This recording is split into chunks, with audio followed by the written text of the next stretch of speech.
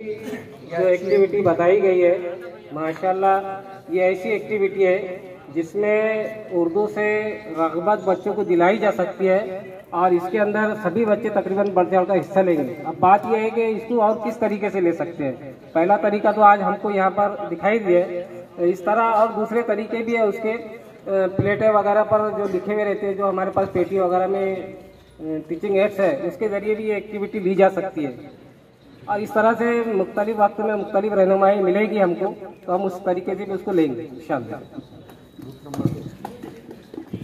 अस्सलाम वालेकुम। और क्या नयापन ला सकते हैं इसमें? तो ये बेहतर बात ये होगी कि तलबा में जो है जुमले पढ़ने का शौक़ पैदा होगा और दूसरी एक एक्टिविटी ऐसी ली जा सकती है कि अपन तमाम ज़िलों के नाम चिट्ठियों पे लिखकर वो एक जगह रख दे टोकरी में, और वो बार बार ग्रुप के शक्ल में लाकर याद करके वो बच्चे लाकर यहाँ लिखाएंगे तो ज़िलों के नाम भी याद होंगे और वो लिखेंगे भी और जहानत नहीं बढ़ेगी।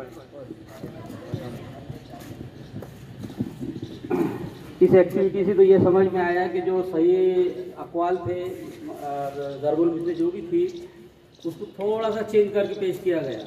तो हम भी हमारे जमात के अंदर कोशिश ये करेंगे कि बच्चों को जो अक़वाल याद है उसी में बस थोड़ी सी बढ़ोतरी या कमी करके वो बताए ताकि उनकी सुनने की सलाहियत है। एक नई बात आपने वो यही है कि जो घिसे पिटे आमतौर पर सुनते हैं वो जल्दी याद हो जाता है। और इस एक्टिविटी को आप अपनी क्लास की सतह के हिसाब से भी ले सकते हैं। 1ली से 8वीं तक आपकी जो भी सतह है उसमें लफ्ज़ों का, जुमलों का, मुहावरों का आप इस्तेमाल कर सकते हैं।